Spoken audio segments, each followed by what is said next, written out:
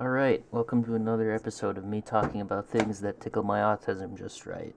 Today we're at the home desk instead of the college desk, so I'm not sure if there'll be two, maybe three videos here. Things that I could make these about, but today we're talking about small knives. So I have a ruler here for scale.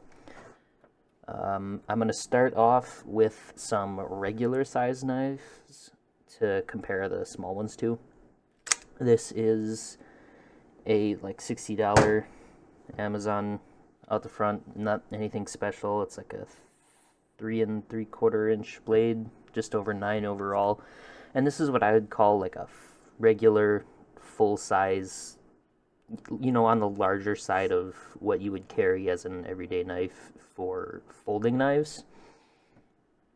And that's the biggest one I have today. Then we have my Tecto F2 Bravo, I think is the model name. The pocket clip is a little loose, so I apologize for that. But this is like a more standard, obviously a good bit smaller than the this heavy out the front. And this is like what I would consider like a standard. This is like a full size. This is more of what the typical is going to be. And this is just maybe a 1/4 inch shorter blade and then another whole inch off the handle. Then we have a CRKT CEO. I love these little things. They have a nice bearing action. Super slick little knife. And smaller yet, it's a 2.5 about inch blade, about 6 inches overall. So, average size knife. And we get into some very different shapes here with this Kershaw. I don't know what the name is, but I really like this little thing. It's got this ring that has a bottle opener and then a screwdriver on the end here, but a really short blade, only really an 1.5 2 inch blade. Hard to measure with the curve. So, but it fits in my hand great. It's an awesome little knife that I love carrying and have been carrying a lot recently over winter break here. Next up is this CRKT. I don't remember, is it the Squid? Something like that, but I really like the finish on this one. Bigger or longer blade than the Kershaw here, but about the same overall size. And we have another little Kershaw. Again, I don't know the model name, but a smaller blade, similar to the last Kershaw, but overall is only about 4 3/4 inches. So this is like getting into really small knives here. This is way smaller than like what the standard carry knife size would be. And now we're getting into what I would consider more of novelty, but still functional knives. This little thing, only 3 3/4 overall, and the blade is an 1.5 inches. This is a tiny little thing, but it's sitting around and it's still sharp. I'll leave it folded and out here. We have this little Opinel Carbone. This one is interesting. I picked it up when I was over in Ireland. It's got a super thin and actually flexible blade, but it's a really small thing, similar size to the last one, under 4 inches overall, and about a little over an 1.5 inch blade length, but just a cool little, it's super light, but pretty sharp. And I keep closing them, but I mean to leave them open. We have this little thing. This is another little keychain knife. It's got a cool little clasp here that's a little different from like the standard ring. So it hooks in like that and then snaps. But short blade, just over an inch overall on the blade size there, or inch on the blade size and just over 3 inches overall. But cute little thing. I have this Gerber Curve, which is actually a multi-tool, and actually I really like how they incorporated this bottle opener into the clasp here. I don't know why, I just find it cool. So once again, just over an inch blade size, just over 3 inches overall. And I'll fold all the tools out here. Get a little bit of a file and a couple different screwdriver sizes. Nothing crazy, but a pretty decent, pretty compact keychain knife. I feel like a lot of keychain type stuff is way too bulky to practically be on a keychain, and I think this is one of the few that makes the exception. And the other one that I've talked about before in my EDC videos is this little Victorinox Classic SD. This is my green one. I also have a camo one that I actually have on my keychain, so it's not here. So it's got not like a tiny knife size, just about an 1.5 inch blade, and with the blade out, it's just over 4 inches overall. But this is one of my favorite little things ever. It's got surgically sharp little scissors and then a nice little file. And then, of course, the classic toothpick and, let me dig it out here, tweezers. So that's one of my favorite little tools, and I have, this is an little bit older one, but I have a new one that I always keep on my keychain. And for the last of the folding knives, we have this tiny little thing. I don't know where it's even from, but it is minuscule. It is smaller than my thumb. We have about just over 1/2 inch, maybe 5/8 inch blade length overall, and the overall size is under 2 inches. So this is about as small as it gets.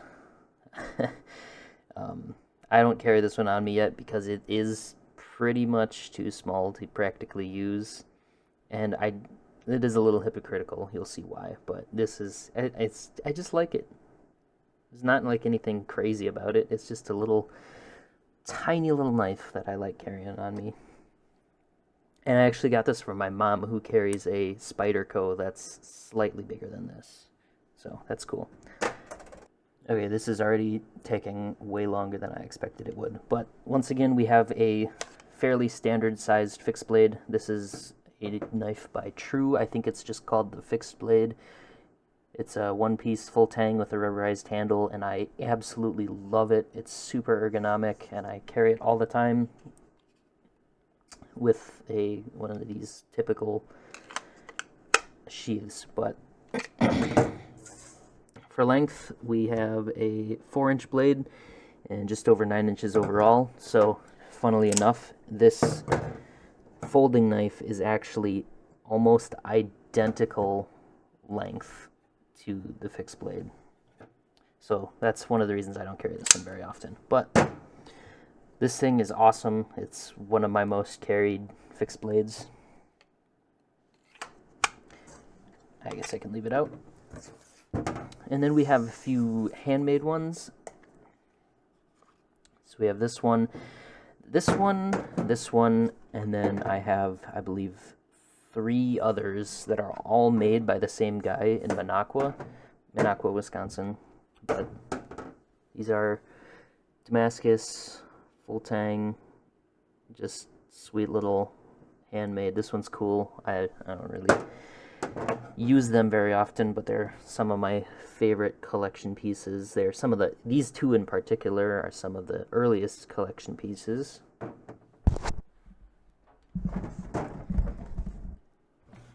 I just thought, screw it, I'll grab all of them because they're cool.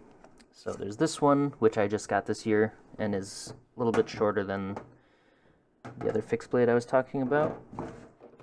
We have the dagger, which is a little bit longer, but also a good standard kind of size. And we have this little goofy little thing with the super skinny handle, but I like it quite a bit. This one is also brand new. So overall in size, it fits about here. So these two are like what I would consider like a standard full-size fixed blade. Obviously they're not huge, but they're a little bit longer, or even blade to handle ratio is about kind of what I consider standard. Obviously it's not impractical to go with a longer blade than handle, and it's not impractical to go with a shorter blade than handle necessarily, but that's kind of what I consider middle of the road. So this one, the handle starts to get pretty small compared to the blade. Obviously I don't have huge hands, and it is just barely possible for me to squeeze my pinky on there.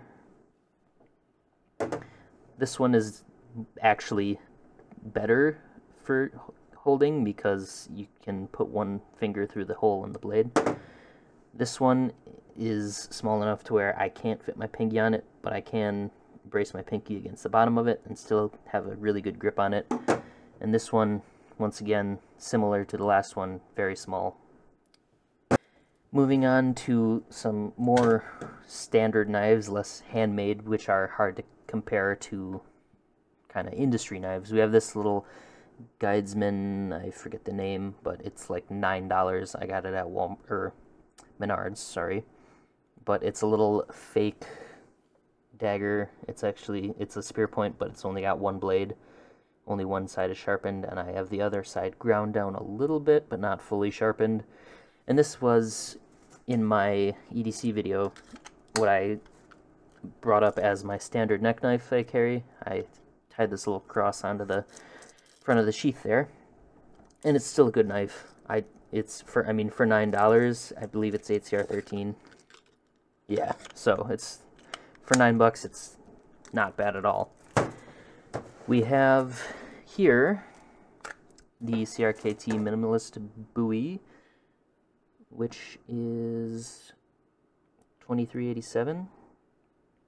So I've had this one a little while. It's a little beat up, but it's super comfortable to hold. It's a great neck knife, and actually pretty practical to cut with because it fits directly into your hand and you can get a really nice grip on it. So this is about let's move these separate. This is where I would start calling the knives actually short and consider them smaller. And this is just a little bit longer than the Minimalist. So we have a few that are actually what I would consider small. And to finish it off, I have a knife that I got not too long ago, but I'm taking it off my neck right now because this is my new EDC neck knife. It is this tiny little thing. It's got a little leather sheath, but here it is. It's what I mentioned about the not carrying the other one earlier. This is why I mentioned that it was a little bit hypocritical, because I was talking about only being able to fit 3 fingers on these ones. Well, this one I can only fit 1. And since I have the chain for being around my neck, I can get a little bit tighter of a grip by using my fingers to pull away on the chain and pull it into the rest of my hand, but I mean, it is super small, but it's great for opening packages, cutting little stuff. The blade, as measured, is 1.5 inches, or sorry, 3/4 of an inch. And overall, this is 1.5 inches. So, compared to the other little folding knife that I had earlier, it is even shorter. Like I said, just another episode of me rambling to a camera for 15 minutes about things that tickle my autism, but yeah, small knives are cool. Thank you for watching, if you did.